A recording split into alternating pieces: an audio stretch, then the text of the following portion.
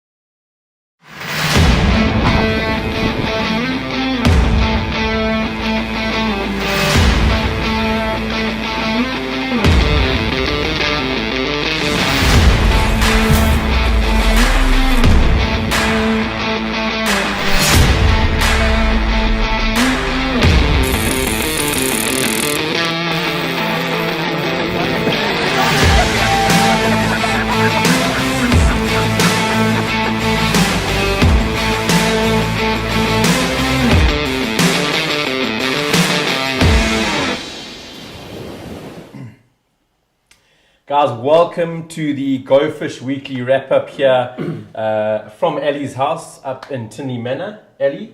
Yeah. Because a little bit of a drive from the south, a little bit of a drive.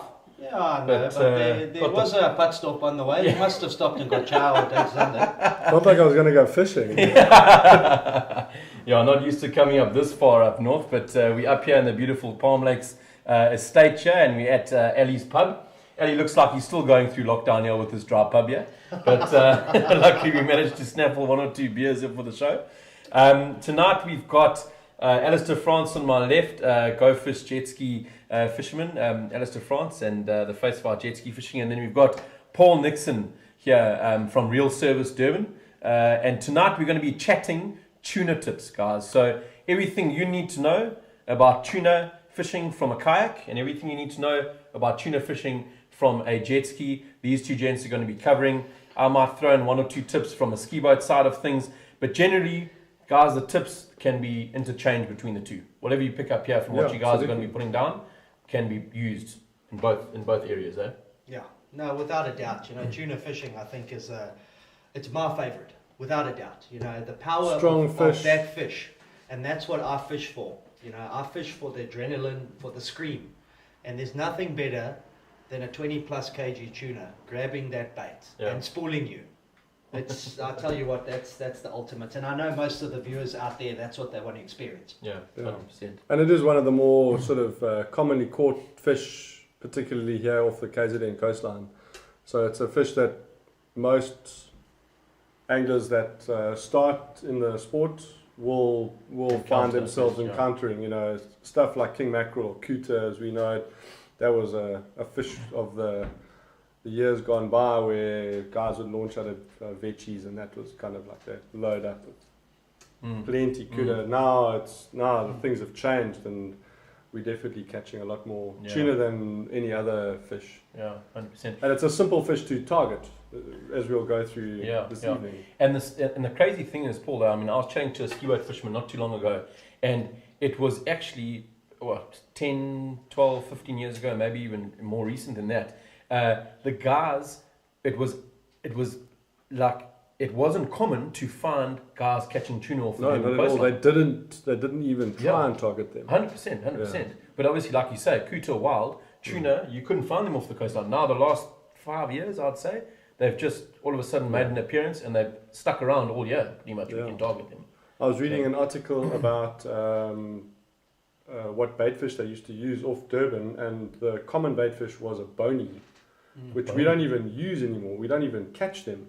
And they didn't used to encounter mackerel, and that's now like one of our more prevalent bait species, mackerel and obviously mousebunker or mozzies.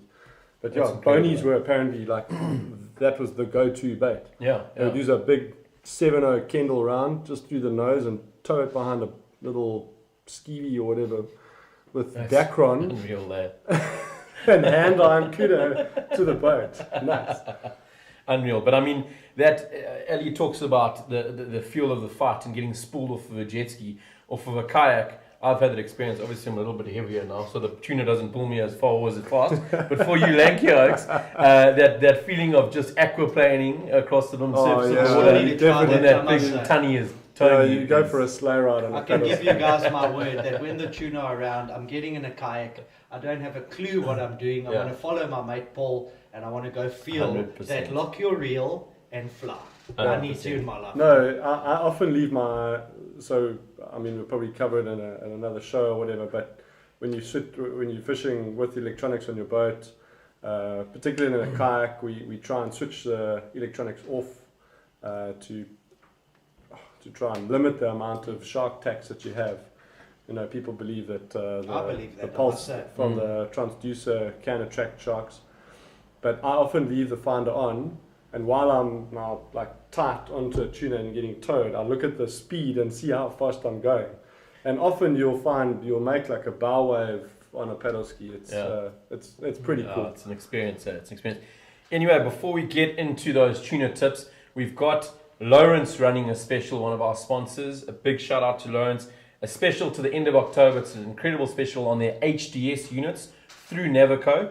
If you buy an HDS unit with one of the qualifying accessories that they sell alongside with them, you'll get between 300 to 500 euros, bearing in mind the euros are about 19 to the rand at the moment, amazing, that. back into your South African account if you buy an HDS unit with a qualifying accessory. So give it Lawrence a shout.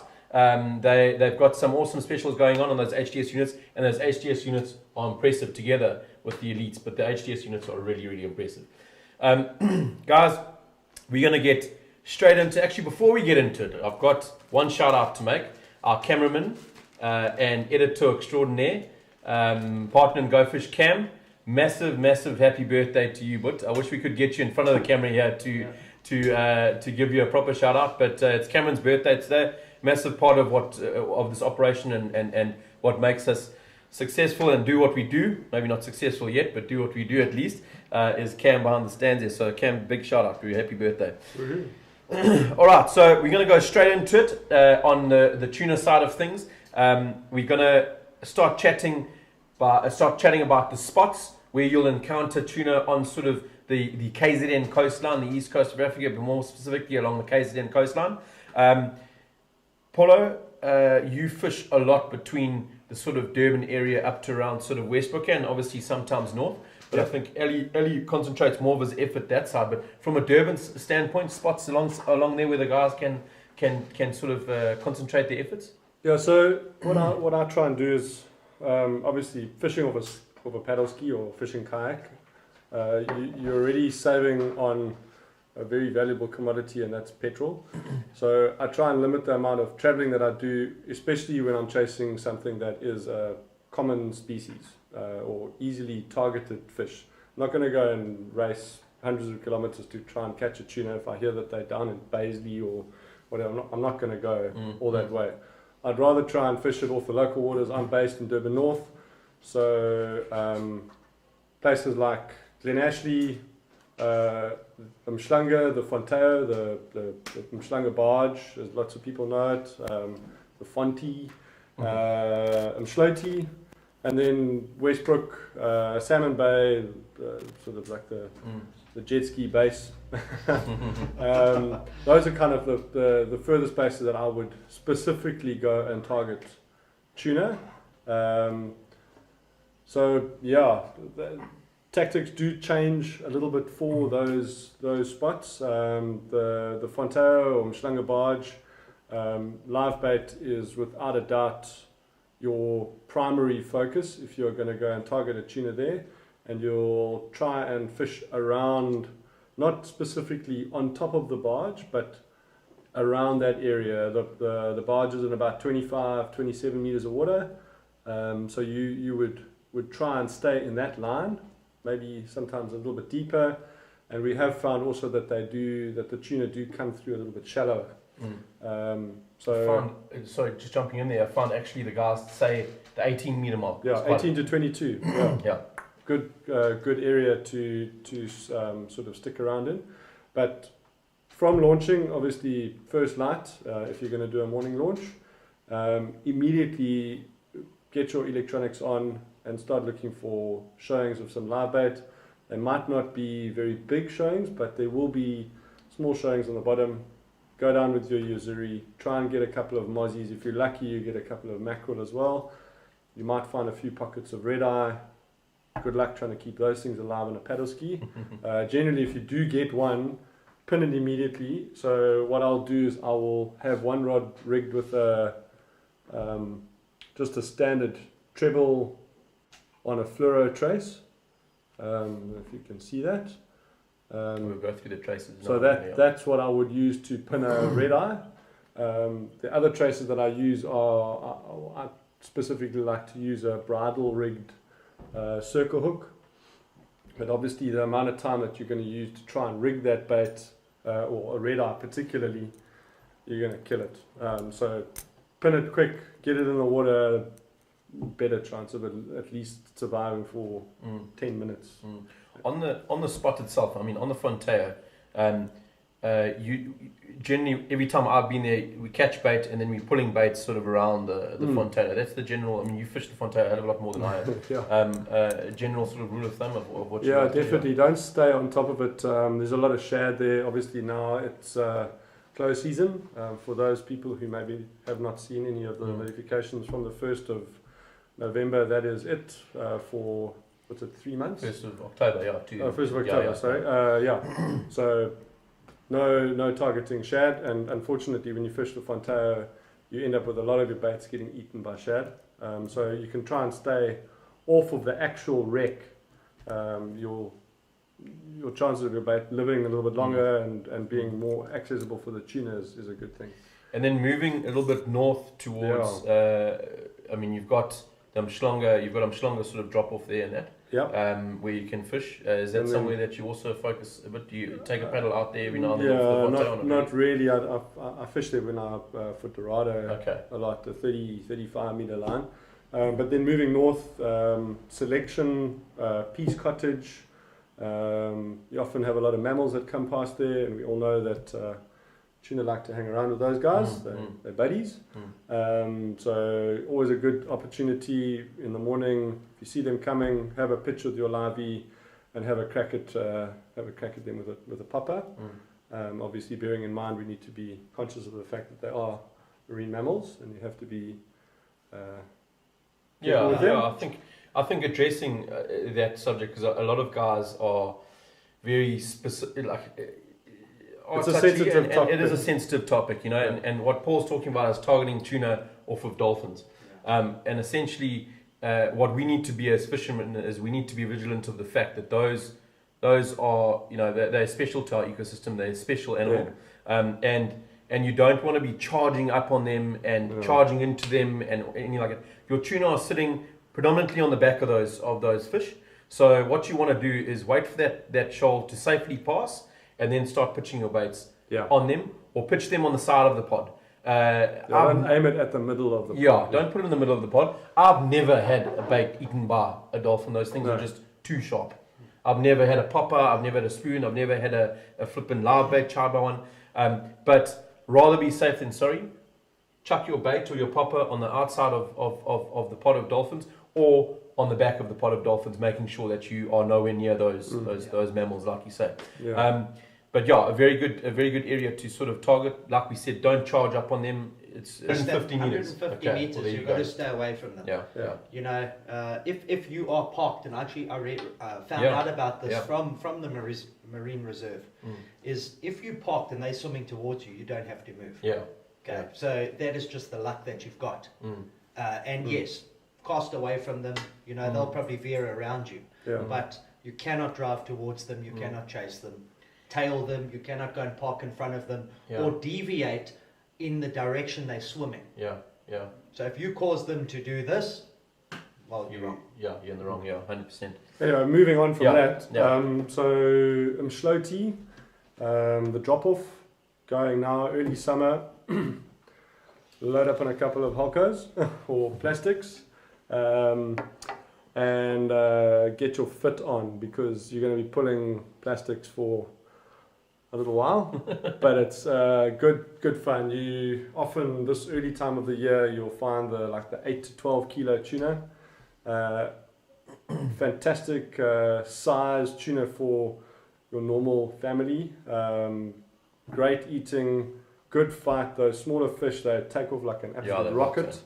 They pull hard. You feel like you've got a much bigger fish, and they normally come through in quite big shoals. So what line are you sticking on there?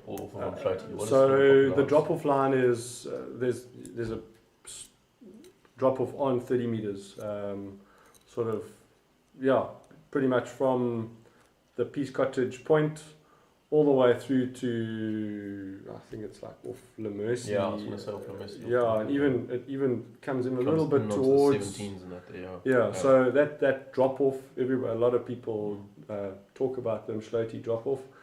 Always a good spot. Keep your eyes, don't always watch TV on your electronics. It's a common habit for a lot of people on a paddle ski. You stare at your screen like this and you're actually not looking at what's happening around you. Look for pockets of bait. You might see birds diving. You might see tuna smashing bait. And obviously, if you can see them, then paddle towards that. Have maybe pull one plastic if you are lucky at Mshloti to catch some live bait. It's not necessarily the most. It's not easy to catch liveys there. You've got to be quite sharp with getting them. But if you can get a couple in the morning early, keep them in your live well or keep them in a little live bait tube. Pull a plastic around and have a rod rigged with a live bait trace. If you see fish that are actually feeding, pin a livey, put it out, have a crack with your popper. Surface action on a tuna. You cannot beat that. A surface bite with a 20 plus tuna. That'll get your blood going. Ellie, from your side, Bolito area, you fish Bolito a hell of a lot, Zinkwazi, up north. Spots that you would, you got a couple of spots off Bolito itself for tuna. There's a couple of good spots. Well, like I said, Kirk, this is my game. I really go out most days to catch tuna. And let's start off at Bolito, and something I suppose very unique and lucky for us is the Salmon Bay Wreck. The Salmon Bay Wreck produces bait all day, every day. And those fish know that those baits are there, or that bait is there. Now, what happens is at about 15 meters, there's a solid wreck, and then there's scattered wreck all over the place. Now, what's great is the bait has sort of almost halved around each of these wrecks. So you've got the fish coming through them constantly. And what I have found, and strangely enough, going to Paul, is how I target tuna. Okay, I won't go through the traces, but depth. How I start off, and I can tell you what, the biggest tuna I've ever caught, all of them, has been on 6 meters of water. Mine's on 9 meters. It's behind the back line. Amazing, And I catch baits because, when I see the showing on the finder, I'm not going to go drive to the wreck, it's there. So I put it down, I get six at a time, I pin one, and I start slow trawling, which I'll go through later. And I haven't got off 6 meters yet, and the rod goes. And some of the tuna that I've caught there have snapped 80-pound leader in the run. It's amazing. So no, the power of that fish is unbelievable. So what I do, once I've got bait, I head straight out. and I slow trawl the live bait. You paddle, I slow trawl. And I actually got slow trawling to the speed of a kayak. That's how I designed it when I fished off Tinley a lot. Because there was 50 kayaks around me and they were all catching fish and I was still puzzling. And I thought, what's the problem? Age-old It's the argument, speed. yeah, it's speed. 100%. And I've got a reverse on my jet ski, the sort of older Yamaha FX 1800 that I put a wedge in and I close it and it slows the speed down from 5 to 2. So it's Perfect. actually going in reverse. The cup's down and it's reversing itself, but you're still going forward and it slows you to that pace. Now I'll start at 6 meters and I'll go straight out. And I'll go all the way to, and I've caught tuna on 40 meters. And when I get to 40 meters, I'll turn around. So I end up doing this all the way like a zigzag. And where I start getting the bites is where I stop and I run that line because I believe the tuna swim in a line. Yeah, they've parallel got a to the specific coast. line. Yeah. So some days we catch them on 6, some days it's 25. I mean, recently it's 35. Yeah. All the kayakers have been saying it's 35. Mm. Now, that's what I love about Bolito. So many different bait spots. You get bait all the time. There's always fish there. My good shout out to Donnie, our ground crew at Bolito Ski Boat Club. Shout out to all the oaks there. Donnie actually put his goggles on for me the other day and swam to the wreck. And he says, the tuna are sitting on 12 meters. You came there and what happened? Yeah. Boom, boom, boom. Yeah. Because I believe that they swim in one line. Yeah. They don't. But I mean, that day they we might got- veer off Yeah, from here and yeah, there, yeah, but yeah. they don't go from 6 to 20. Yeah. That period, they swim at that Yeah. depth. And how I figure it out to do the zigzags. So moving on, once again, Salt Rock. Everyone knows that, boys, the bait there is just, there's One of reef. the most There's consistent so much baits reef for there. There is pinnacles, most of the different pelagics, the kutas, the Garrick tuna I've caught there. It's a very big ecosystem of bait.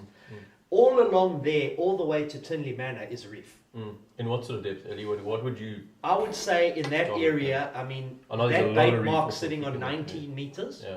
And then from there, you go from the last buoy and you start veering towards the shallows. You get to about 14, 15 meters. This year in particular, I caught so many kuta there, it was just shot for shot. So they're definitely running along that ledge. 14 to 19, eh? Yeah. Yeah. And that's generally where I fish.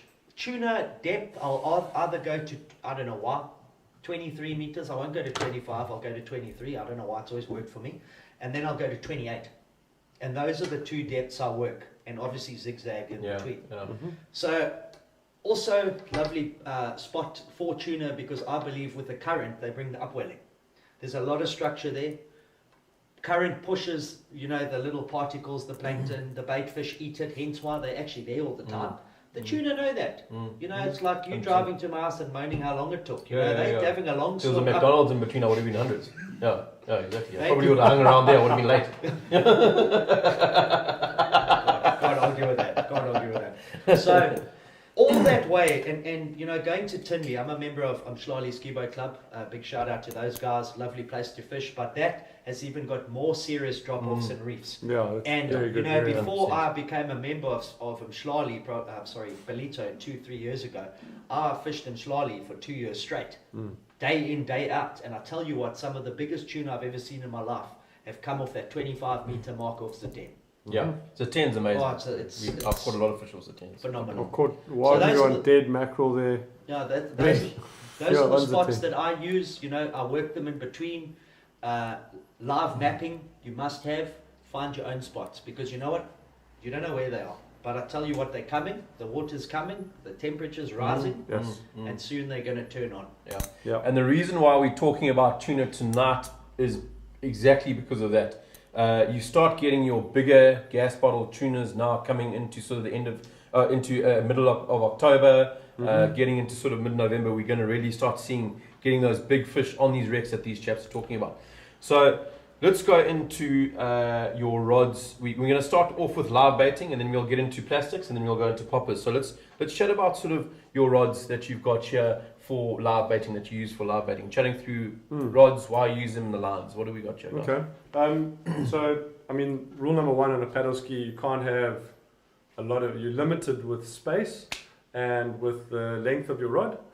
So, My go-to is I prefer a 6'6" trawling rod. It's sort of a standard a 15 kilo weight. You can't really, unless you're specifically targeting a fish. Like we were talking about the barge. Yeah. I've got a really heavy, very short, stubby rod that I use with heavier mainline. Just 100 meters of 55-pound mainline, and I don't have a single other knot in that chain. I tie a circle hook to my Maxima, put it onto a mozzie, and out it goes. Yeah. So that's a very specific setup. If I am specifically going to go to the barge, this is sort of my all-round rod and reel that I would use. I use it to target from snook to kuda to wahoo to tuna, and we've caught. Just touching on that stubbier setup, the reason why you're going for that stronger, shorter, stubbier setup is because when that tuna gets into that pinwheel, you want to be able to pull them. So just bear with me with what I'm going to say now, but it's all about the short stroke. You don't want to. If you're going to be pulling like a long way up and trying to wind down onto the fish, you give him a chance for him to turn his head down. And when you've got a 25 kilo tuna or bigger, and he gets his head down, on a paddle ski you can only pull so hard. Yeah, 100%. The longer you fight it, the bigger chance you have of it getting taxed. Or on a long fight with because you're obviously fishing with mono or fluoro, chafing against its mouth, and you get burnt off. And then it's just a sad story. The biggest fish that I've ever had in my life, and I lost it, because every fish that you lose is your personal best. So I've got half of mine though. So on a paddle ski, if I'm going to use a general setup, if I'm going to be targeting a couple of different areas, I use a 40 size reel, 30-pound mainline. I've stopped using a leader now. The only reason I've stopped using a leader is also you've got extra knots now in the chain. So 30-pound mainline tied onto just a number 5, I think a number 5 power swivel, and then I use about a 1.5 meter. I've just got this one here, so it's about a 1.5 meter 54-pound fluorocarbon hook snoot, and that helps with this. Your general tuna of about 25 kilos is 1.4 meters long. So what I try and do is have the leader just slightly longer than that fish, so when he's running, his tail's beating against the thicker line rather than on my thinner main line. Although this has got very good higher abrasion quality, it is thinner, so it can part off. So that's specifically like live baiting for tuna on a ski. Preferred baits are the easiest ones to catch. So mice bunker, a good size would be just slightly smaller than my hand, so 25 centimeters. Kind of like that size, like the size of what we normally use as a popper. What it's mimicking is a bait that you would be throwing. So a mozzie or a mackerel. I have found that we do get more bites. Well, I use more mice bunker than mackerel, and I find because the mackerel are a lot faster. Tuna battle to catch them. The predatory fish battle to catch them on your rig. So use a mozzie down the hatch and slowly tighten into it if you're fishing with a circle hook. Your rods, your sort of bait rod, or and that, Ali, what do you generally use? Well, I like light tackle fishing, always have, and I try and go as undergunned as I can. Okay, I've done that my whole life because I enjoy the war. Unfortunately, the biggest fish I lost in my life was because of that. It was off Bolito. It was on 6 meters, actually, the one I spoke of. I sat probably about over an hour. Oh no. 12 meters, and it was on a 5,000 reel. And when it came side up, a shark just popped its head out from my ski and took a bite. The head part didn't fit in the pod. That's how wide it was. And we weighed it, it was 20 plus kgs. And that Just was the just head. the head. Yeah. So unfortunately, after that, and crying all my way home, I went and did upgrade a bit. And what I use, I'm a pen boy. I love pen. And the reason why I love pen, the drag. Okay, the drag has got something serious. This is an 8.5 slammer. I've got 3 of these actually in my setup.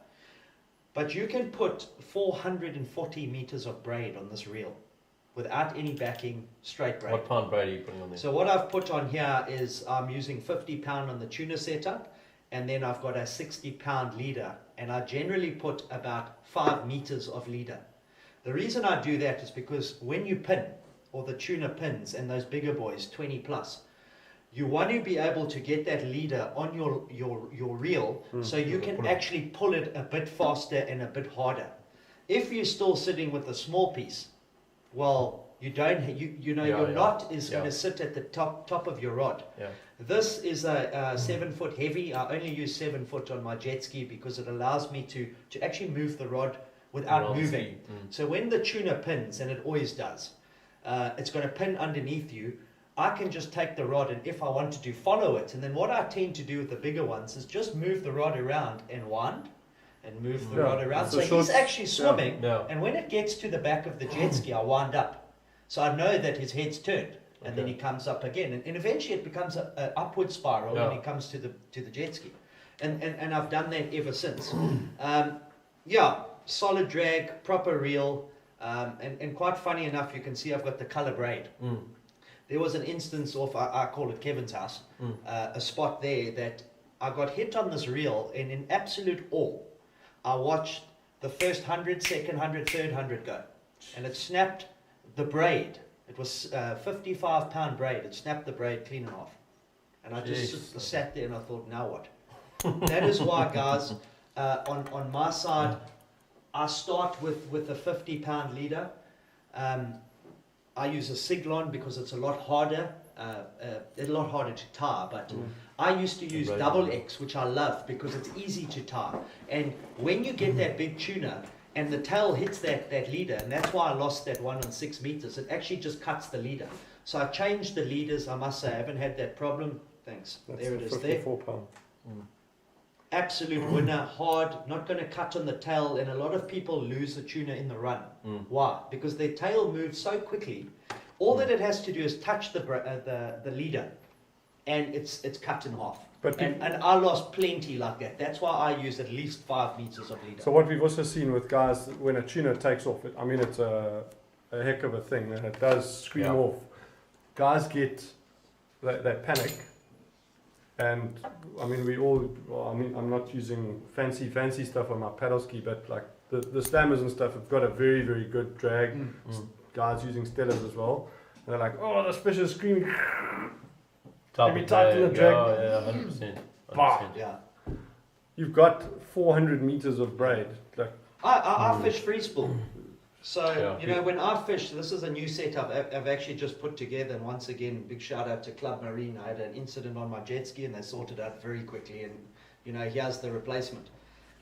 This is a 6.5, so it's a little bit smaller than that. Great size reel. I've got the 5.5 as my Bucktail rod, which is safely nestled in my garage for tomorrow.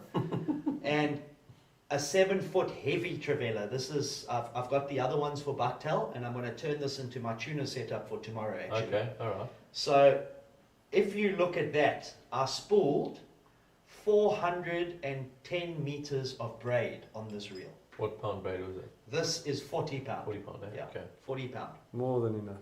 Okay? And I tell you what, I fish absolute free spool. I open it like this, I slow trawl, you can see it. And all that I do is with my circle hook is I sit there, I don't touch the rod, and I tighten the drag until it sort of pulls back, and then your hook's in.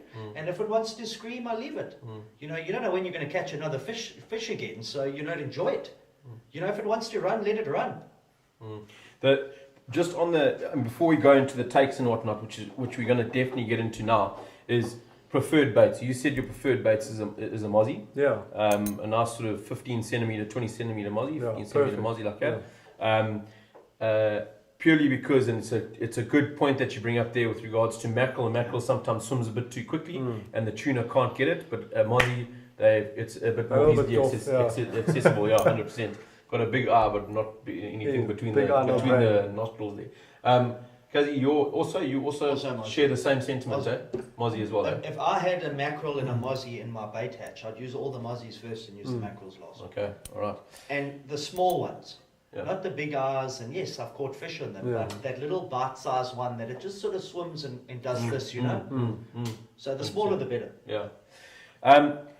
Then one of the questions that's come through here: ideal water temperature for tuna.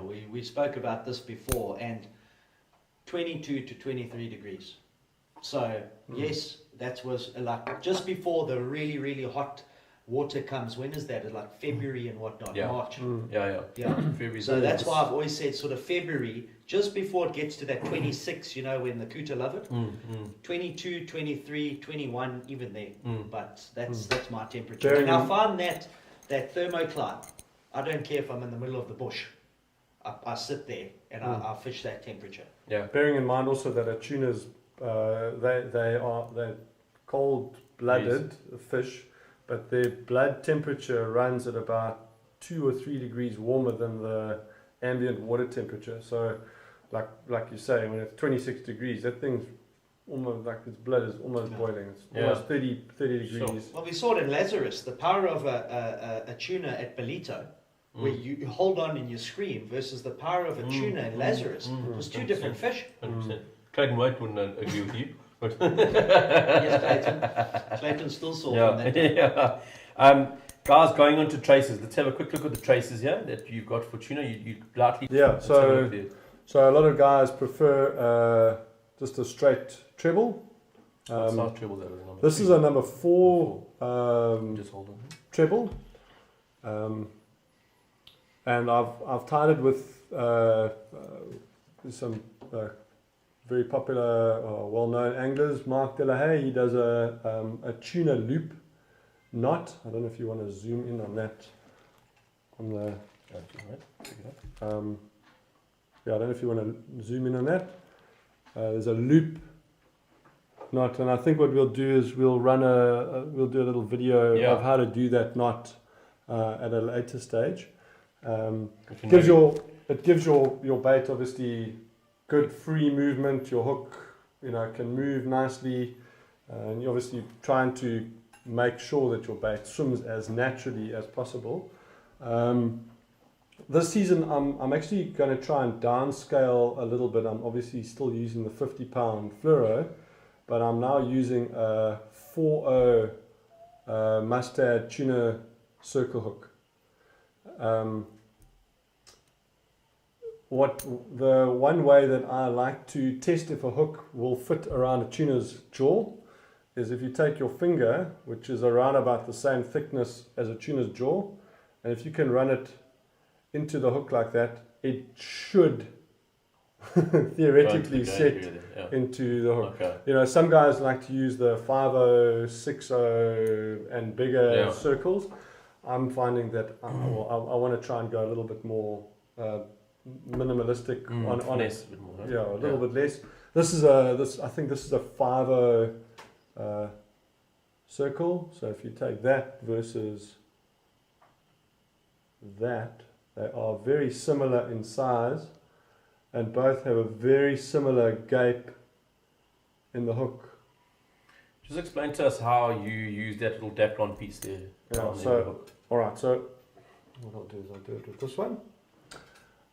Al's kindly donated me some cable ties, so just a short, I think it's a 8 centimeter cable tie, and what I'll do is I'll demonstrate it with this guy.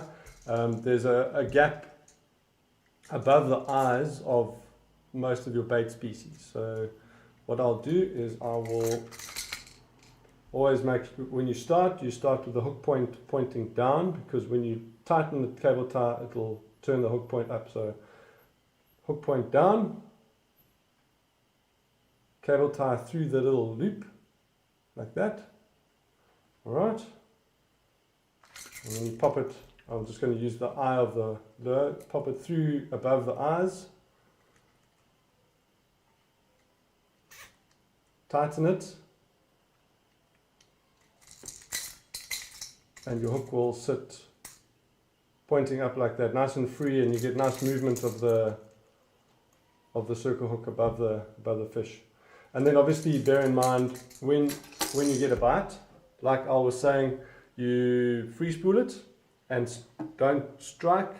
You just slowly tighten onto the fish, and it will eventually take the tension. That hook will then move out of the fish's throat, and then should set into the corner of its mouth. Obviously, we're fishing for food here, so a circle hook is good for releasing fish. But what you're doing with this is you're trying to get the hook to actually take all the abrasion. So when you're fighting a fish with a circle hook, it's going to go into the corner of the mouth, and then you don't have the line then rubbing against the small teeth of the tuna. Big fish can fight for a long time, over a long period of time. It will abrade through. There's some our good friends, the Barthos, they swear by 67 pound fluoro. I can't put that much pressure on a paddle ski, so I fish 50 pound, and I try and fight the tuna short, like try under 20 minutes if I can. What we'll do is we'll put these tips and that on to our Facebook page either tomorrow morning or during the weekend. But this little Dacron loop that you've got there, I actually did an article like 3 or 4 years ago for the Gopher. Yeah. We can We'll try and see if we can bring that up, but we'll definitely try and show that little loop there that Paul's talking about. If you can check it there. That little Dacron loop. I mean, if you want, I can do one quickly for us now. Yeah, Show the do chaps. quickly. Yeah. You might have to go up quite close to the camera though, Yeah. and to see. Don't know if you'll be able to zoom in on Have the you got a lighter here? page. There's one there.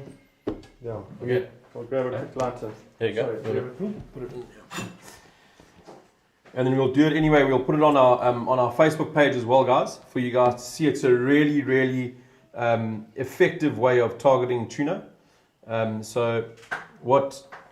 Just explain to the guys as you're going here, Paul, exactly what you got here.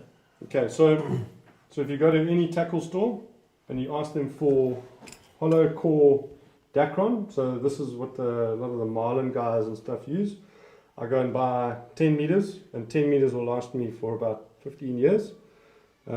It's quite thick, it's probably about 2.5 mil, so you can get 100 or 200 pound Dacron. And then I cut a short, like 2 centimeter piece, like that, of the Dacron. And then all I do is I fold it in half to make the loop. And I flatten it a little bit with my fingers, so like that. So you make the loop. Alright, and I'm just going to use this this treble for ease. We don't have to now go and fish around for another hook. And you peg it like that. You got it? Alright, you peg it like that, and you just flip it the other way. Because this has got a nylon insert in it, it burns quite nicely. How does this thing even work? Oh, this is a. You can see I'm not a smoker. I'm a healthy paddle skier. All right, and you just take a lighter and you burn it off like that, and that just stops the loop from pulling off. And there you've got a perfect little loop on your hook. Done. Here we go. Brilliant. All right, what we'll do is we'll put a nice video of that together for you for over the weekend, and we can put one or two tuna tactics there from tonight's session. Guys, we've got one or two questions here from the guys. Hooks. Which hooks would you say give a better hookup ratio? I know from my side, fishing with Byron quite a bit over the last sort of year or so. He's turned me to a hook. I don't think you guys really use it, the Gamakatsu Taman 4. I was just saying to Paul before we started that I haven't missed a tuna on that hook as yet. Just straight standard. You can either tie it with a loop knot or just straight to the hook. I tied straight to the hook, and I haven't lost the tuna as yet. But hookup ratio for you, what sort of hook works for you? I've been using the BKK inline circles. Okay. 4.0, 5.0. 5.0. Okay. 5 or 6.0. Phenomenal hook. Incredibly well put together. On a paddle ski, your life is spent with salt water. Stuff gets rusted. That's another thing that needs to be done now. Go through your lures, your trace box. If there's any rusted hooks lose fish without a doubt. Change those all out and put quality hooks. The BKKs have got a coating on them that, I've got some hooks that I always say these things, you could probably pull a Land Cruiser with them as a recovery hook. They're so strong. The coating on them is really, really rock solid. The trebles that I have on my poppers, they've been on them for a long time. These are new. And your side, Eddie, from your Paul, trace wise? While I'm telling there, if you can just get me that hook there, I want to show you that's on there. So I went to Costa Rica a couple of years ago to the World Champs, and that was when I got introduced to circle hooks. I've never caught such a hiding in all my life trying to catch sailfish with a circle hook. So I came back and I'm going to master this thing. And to this day, I've never ever used another hook for a tuna. The only other one is the BKK very small treble. I tried that. I must say that also works. But the biggest fish that I ever hooked or actually landed in my life was a 33 kg tuna. And the only hook that I use is a Mustad Demon Fine circle hook. It's a very, very thin hook, as you can see there. You can see how bent that hook is compared to yours. And that hook still pulled that fish in. This hook was never designed for that weight. I caught a 26 kilo tuna of Salmon Bay on This fine is a circle. 4.0 Demon Fine circle on a 33 kg tuna. So I saw this, and now I've moved up to the 6.0. And I tell you what, in my entire life, and I've been blessed, on salmon and further up, sometimes 15 tuna in a day. All of them released. I try not to keep them because I don't eat them. And I've lost 2 fish in my entire life on a circle hook coming out. Yeah. And that is because I probably, what tends to happen, and I'm not going to go through how it's hooked, Paul's already covered it, but the longer you leave it, the circle hook in, the bigger the hole it makes in its mouth. And what guys tend to do is the minute you give that slack, you reel down too quick or anything, and all that this does is pull out. It's got no actual hook in it. It's through the mouth, and the end part is sort of keeping it there. It's keeping it in the jaw. But if you get so that, if you can see there, once again, Demon Fine, because it's a very thin hook, and I don't use the bridle. I hook this straight through the mozzie's nose or the mackerel, and I find that it gives me the same allowance like your bridle. Because it's so thin, it actually doesn't even touch sides. It doesn't damage the nose. It swims freely. You must actually put it in the water. It's quite strange. I put it in, and I put the live bait in the water, and like they sort of get their bearings, and he swims this way and he swims that way, and it still doesn't know that hook's in its nose. And that's the hook that I use. And I've only used that. We were chatting earlier with regards to picking tuna up on your founder. Let's quickly go over that because we've got still so much to cover here. Picking the fish up on your finder. I know obviously with regards to the bait side of things, it's quite easy to pick up the individual marks around a bait showing and know that those are tuna, but tuna move extremely quickly, so you can actually just pick up a very small speck on your finder, and that could be... I suppose it's also very hard to pick them up because, there are so many different ways that you can read fish. Hopefully you don't have to, and they're all bubbling on the surface, so you can just throw the popper and problem solved. I've always taken it as a more, obviously red because it's the dense body, the dense meat of a tuna. That thing is a solid thing. They didn't call it a gas bottle for nothing. But, like an elongated blob. if you call it Yeah, that. it's just a bigger. Yes. So it's not round. Mm.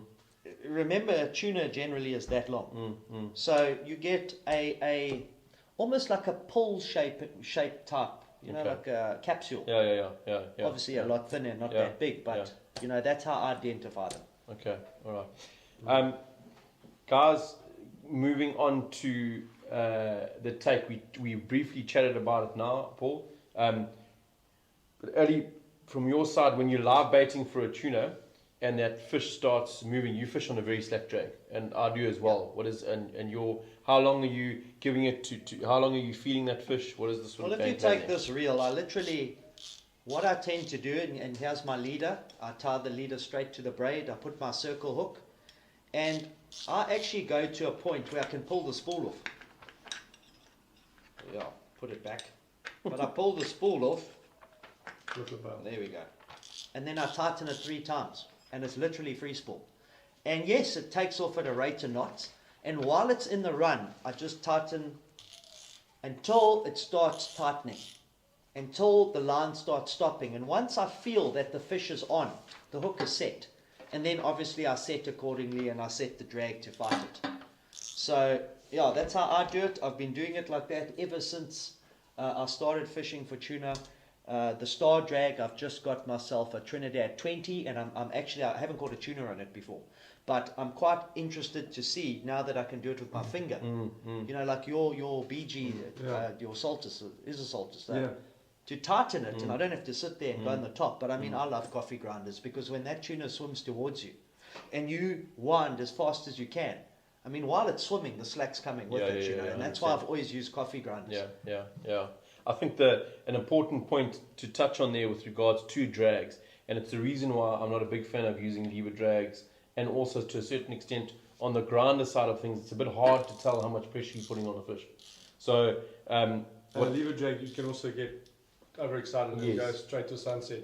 Yeah, 100%. Yeah, and then twing, snapped. So I think a good tip there as well is if you've got your free spool, like Ellie said, now you're free spooling that tuna, you can sort of tighten up slightly on the drag on the actual on the coffee grinder. You just want to feel tension. That's 100%, all. 100%, That's it. yeah. Anything more than tension, you're going to snap. 100%. And I think just slow sort of winds. If you feel that he's taking too much line, just slow winds. Don't go and crank it. Just slow winds up, slow little ticks. Be patient with regards to it, because it can feel like, oh my goodness, I'm losing all this line, especially when you're on a pedal ski. You know, we're running out here. Here goes dinner.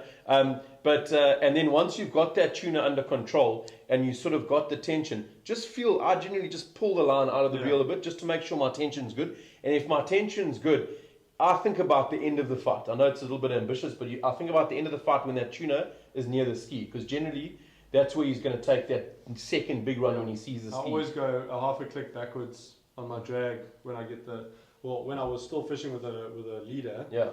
If I'd fish with a 10-meter leader, as soon as the knot came through, I went quick on the drag, because then that's often where fish are lost. Yeah. You've got less play or less stretch in your leader, mono. 100%, So if a fish shakes its head or has a quick dash,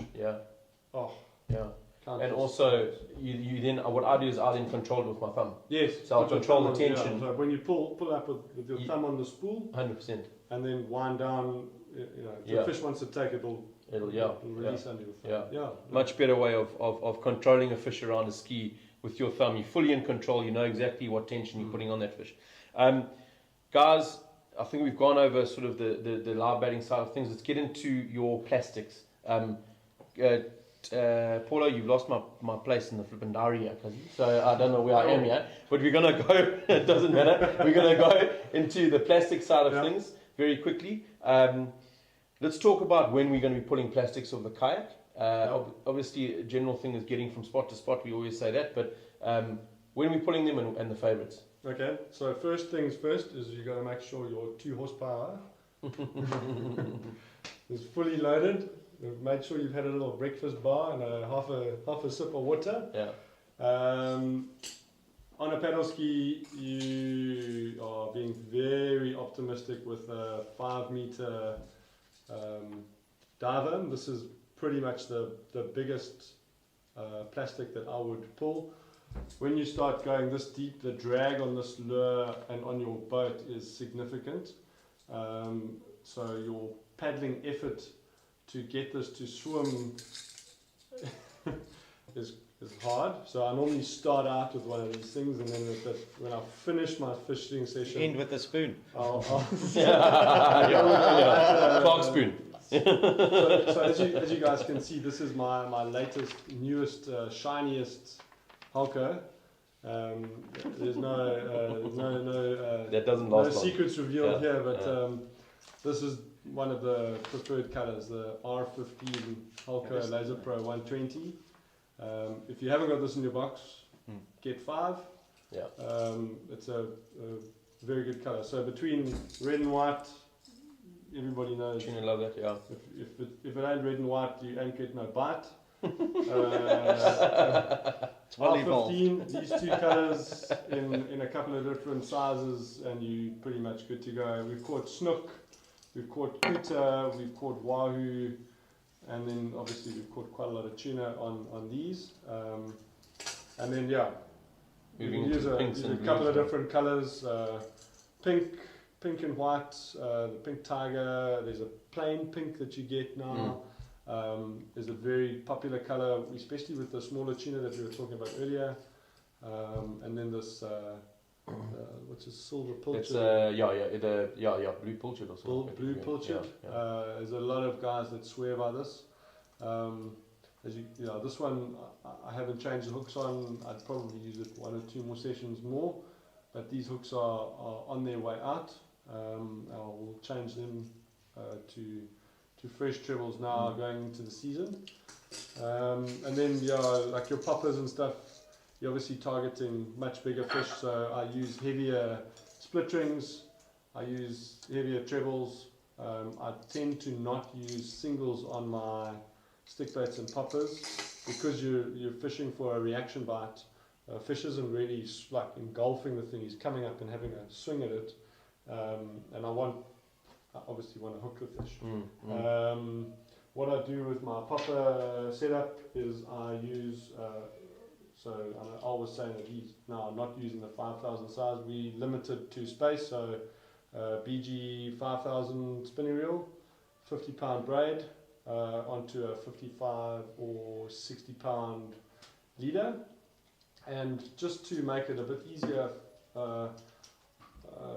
I use a split ring to a swivel, and then just keep a pair of split ring pliers in the ski to change over to either a stick bait or a popper, whatever.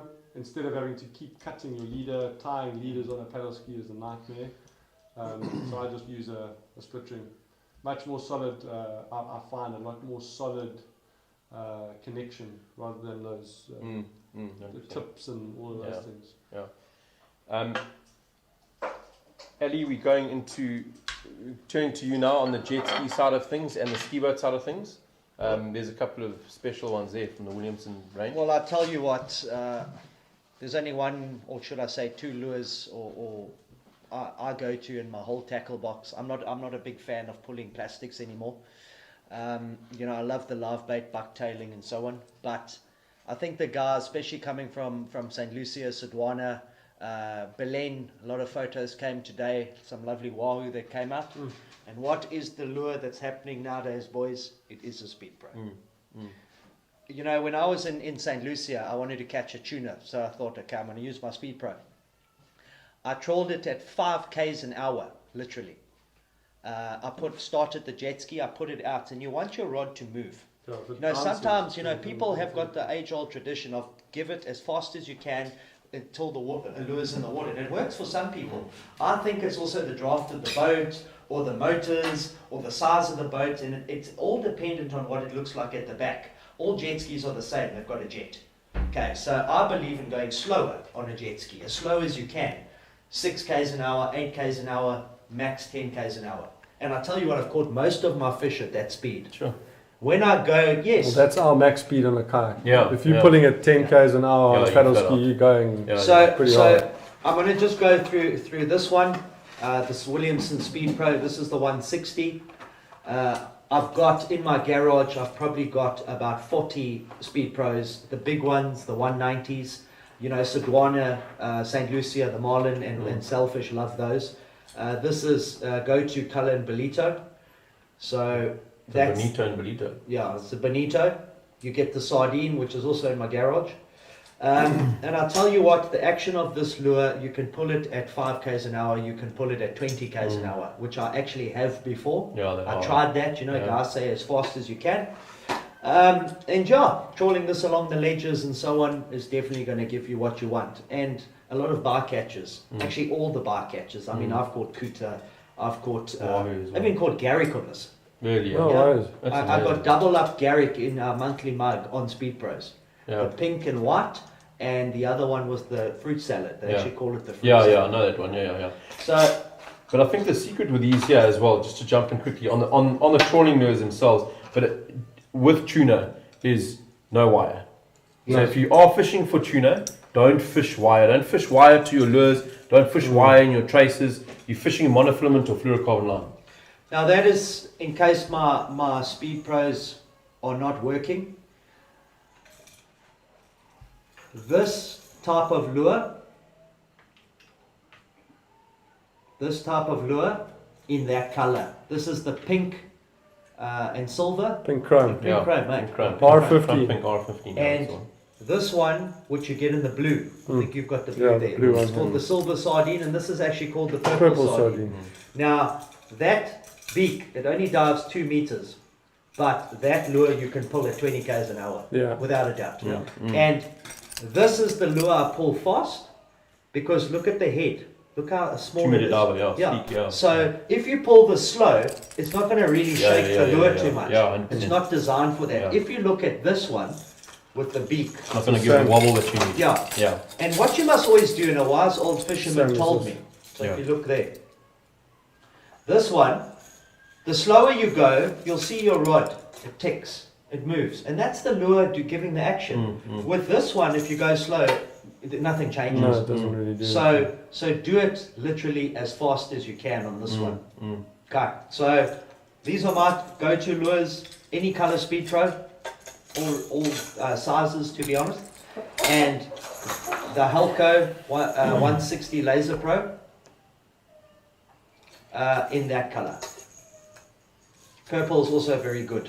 Purple, blue, and the chrome pink. And that's basically it. Then we're going quickly on to your poppers. You've got a couple of poppers and stick baits. You've chatted a little bit about the stick baits. The profile size for Durban, off the KZN coastline I've found, and we were chatting about it on the live stream the other day, sort of that 120 to sort of 160 max I found is the better sort of profile for me. Generally, between 120 and 140 I found is the best profile to fish with. I think it's this is 120. Yeah. So the size 125 is 12 and a half centimeters. Yeah. So it's kind of the Same as I think that's the one. average size mozzie that you would be catching, and obviously you're trying to mimic the size baits. And I think this is a 140. The 140, yeah. Yeah, doesn't have the size on it. But yeah, so if you take the two sizes like that, yeah, that's pretty much what you would throw. And then obviously some poppers, this is made socks, small cup face, so it doesn't make a massive splash, but it does make quite a good disturbance on the water. And then this one, it gives that fleeing bait fish. yeah, and then this one's obviously got a much bigger cup face. If you take my hand like that, this makes a proper bloop. Yeah. So it can call fish from a little bit further away. You know, if you see a bait ball getting smashed by fish, but you miss it, have a crack with a bigger popper and throw it. You might get a. It's the same as that Nomad, that square face. That thing you can pull it in choppy sea, and it sticks. It pops 100%. beautifully. The Chuck Norris, huh? Yeah, the Chuck. Yeah. So the poppers that I use are basically two different types, and I use that Chug Norris because exactly what you said. When it's rough, I can throw that and I will still get that massive pop on the water. You know, what I've found for tuna is you've got your two live baits out. I usually put one on the top and I put one with a 1 or 2 ounce a little bit down, and you must throw the popper over your bait. Don't sit there bored, talking on a cell phone, and throw that popper constantly over the bait. And what it's doing, it's bringing the fish up. They might not hit the popper, but they're going to hit the bait, without a doubt. 100%, yeah. So what I've started using as well that I thought's quite neat is this is the new Williamson popper. And I've found for tuna, the most bites that I've got. So you can see it there, it's got singles on it, but you can see the cup face. Now what I've found for tuna is a lot of the times, if they're busting and you throw it, most of the times if they're feeding, you can throw your little one's bottle or a Lego 100%. Toy and they'll eat that too. But in Bolito, you know, especially like the dolphins have gone past, I mean, there's plenty of them, they're all around. And I take this popper and I throw it as far as I can and I leave it. And I leave it floating there. And all that I do every now and again is I twitch it, 1, 2, and I leave it. And it might go for another 10 seconds and I twitch it and I leave it. And then that tuna comes and smashes it, clean out the water. The problem there is you've got to be switched on. No, I've had it before that it's twitched and obviously it's floating and the tuna came out probably over a meter with this popper in the water. And as much as I tried to sort of strike, it was a little bit too slack. So I didn't get, I set it, but the hooks didn't set properly. And just that little twitch. So you know what? It actually takes you about 5 minutes to reel it in. And you just watch that popper be switched on and twitch it along. And I'll tell you what, I've got more bites like that than throwing a popper with the big pull. And how often, I mean, does it happen where you're trawling a lure and you stop, so you do something, for a rest, and it gets flipping taken. But I mean, you know, and it's important, guys, to vary your retrieves on your poppers. You know, if you're fishing in deeper spots, like when we're fishing off of like in Lazarus Banks, where you're fishing, you're starting in 300 meters, 350 meters of water, and you're moving onto the ledge. When we're starting in 350 meters of water, we're throwing these Chug Norrises, but the big ones, the 180s, you know, the biggest one you can get. And that what you're doing there is you're actually calling fish up from the bottom. And in places like Sedona, where it drops off very, very steeply, and you're fishing in deep water and you're getting pushed onto those ledges, your bigger poppers, your bigger cut face poppers are going to work a lot better because you're displacing more water and you're creating more disturbance on the surface. 100%. So you're creating a lot of distraction on the surface where, and there you can really focus on getting that big pop in. So it might not be a quick pop, but focus on really making that popper work and displace a hell of a lot of water. Then when you're coming into your smaller poppers, you can do that same pop, but also you're fishing generally in sort of shallow water, 30 meters, 25, 30 meters. You can fish a quicker retrieve if you want. Sometimes the tuna prefer a little bit of a quicker retrieve to imitate like a fleeing bait fish. Nice, and that's why, exactly, that's why it works so well. Yeah, so a small cup face, it's sort of dash, it more like skitters on the surface. Yeah, 100%. Yeah, That's the and exactly like that. So shallower water. So just different retrieves, and then we'll finish with the good old Bucktail Ellie. That's your favorite. And we don't. There's no secrets there. But for tuna, that's it. 1.5, 2 ounce colors. What are you looking at there? You know, with the tuna, what you want, and what I've been saying on the live streaming that I've been doing is you need a rod to be able to throw as far as humanly possible. Yeah. So I've been using the 2 ounce and sometimes even the 3 ounce. Sometimes I put it on an 8-foot rod and I throw that bucktail. And if you actually had to work, I don't know if you're good in geometry, but you're casting 80 meters. You're letting it sink for 15 seconds. So it's done that. And 15 seconds on a 2 ounce bucktail is probably 20-25 meters. Then what you're doing is you're at 25 meters and you're bringing that bucktail back 80 meters and you're bringing it right through the water column. Yeah, 100%. So that is why, I mean, it's still my go-to. And even now, I'm very bad. When I see tuna busting, I throw a bucktail. I don't throw a popper anymore. You know, as much as I love the surface part, I know that they've come up and smashed and they've gone down. Where could they be? Yeah, yes. 100%. Yeah, so I throw it, let it sink, and then I'll bring it back and I'll hit them most times probably on the 10-meter mark underwater. Paul, you've got one of your jawbone, sawbone, hey? Jawbone candy. Yeah, so same thing, made with a really strong I like that, I must say, very nice. Hook, obviously, one of the things, the down pointing hook point, that does help with the hook set. And once it's in, it ain't coming out. Definitely going to get me some of those from Paul. Definitely. Should have brought them for you this evening for tomorrow. And your sizes that you get those jawbone? 1.5, 2, and 3 ounce. So I like that big tail, I must say. That tail is phenomenal. Yeah, it's long, hey? It's very long. Yeah, it's very nice. And I mean, that's so these guys are, if you're looking for some really good quality bucktails, Paul actually is the distributor for Jawbone. Yeah. So you can get them straight from him, and if you want them, you can get hold of us, and we'll put you onto Paul. Perfect. And you can get them from a lot of guys have asked me about bucktailing, and I spend a lot of time on the cell phone. A lot of guys have actually come to see me, and I tell you what, that is a fantastic bucktail. And if you are looking to get into it, give Paul a shout. Quality hooks, definitely a winner. That so I rate it. I'm going to use it the minute he brings me some. And they're hand sprayed, they're hand tied. Very quality, no, very solid quality. Guys, I think we've pretty much covered everything from the side of tuna for tonight. If there's any questions that you guys have, unfortunately the feed, we can't pick up questions on the feed. There's something wrong with Facebook. So if you have asked any more questions, we'll get to them a little bit later tonight or tomorrow. And if there's any other questions that you guys have got, make sure that you send them our way.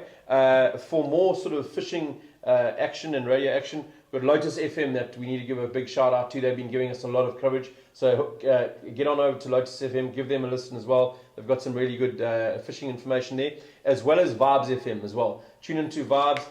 Brendan does a show with them quite often, where you can catch that up on our Facebook page as well. We'll post some more details on there about Vibes as well. And they've got a nice fishing show with regards on Vibes FM itself. Guys, thanks very much for being here. Really appreciate it. And it was awesome to bend your minds and get all the tuna information that you can get out of you. Game. You know, I'm going to be trying it tomorrow, so you know, I'm launching after a very long time tomorrow. I'm doing my refresher course in my garage after. But I'm actually going to target tuna tomorrow. So that's why I've got my rod set up. So join me. You know, I'll be live streaming from Salmon Bay. Awesome. Click on, join me for an hour or two. You know, let's see. You know, there's a small...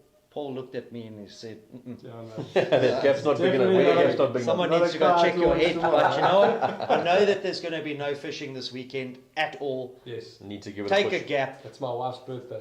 Yeah. Oh, yeah. Definitely not fishing this weekend. Guys, 100%. And we're going to finish off with some Lazarus footage too. I'm going to play a little video of throwing a popper off of a yacht. Now, there's something pretty interesting about this, and this is something that you can take to the ski boaters. When you get tuna around the boat, always put another bait out. And make sure you don't get in the way of your mate. But tuna are inquisitive fish, and they often come up to see why the other one's hooked or what's going on. And you'll see here, you've got 3 or 4 oaks throwing poppers, and they're bringing those fish up, and you'll see 1, 2 oaks, 3 oaks start going on. It's exactly what we're talking about. So we'll finish off with this video, and then we'll go into a nice video of Barren Islands. Guys, thanks very much for watching. We really appreciate it. And we'll catch you next week, Thursday. Make sure you tune in for the St. Lucia episode 2. There's a lot of action coming from that. Yeah. A lot of the guys getting into different species there, which is awesome. At 8 o'clock on Monday night. Cheers, guys. Thanks for tuning in. Thank you. Take care.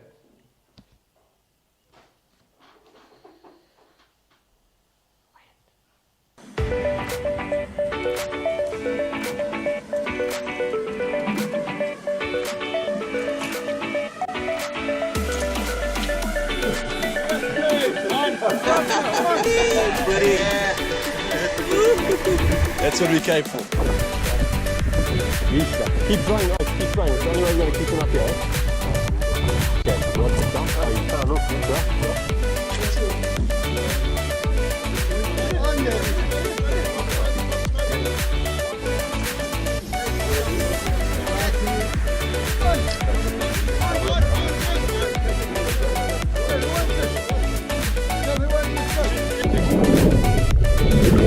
Oh, there we go.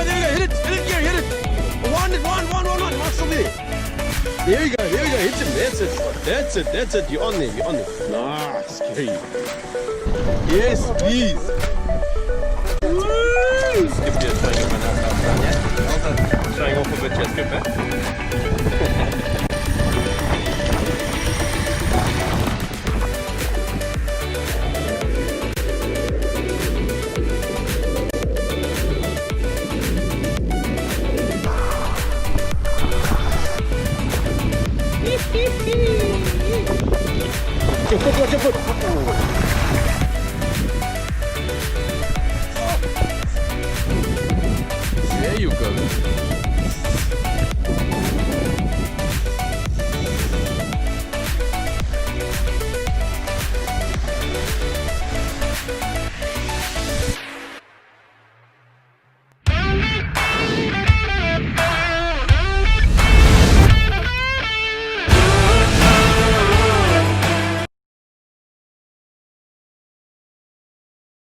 Yeah. Play now.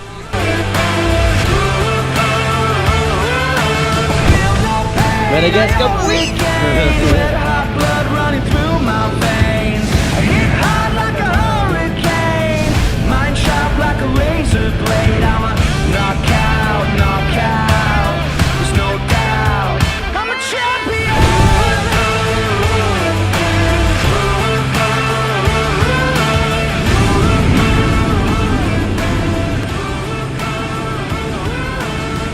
Got gold hanging from my neck.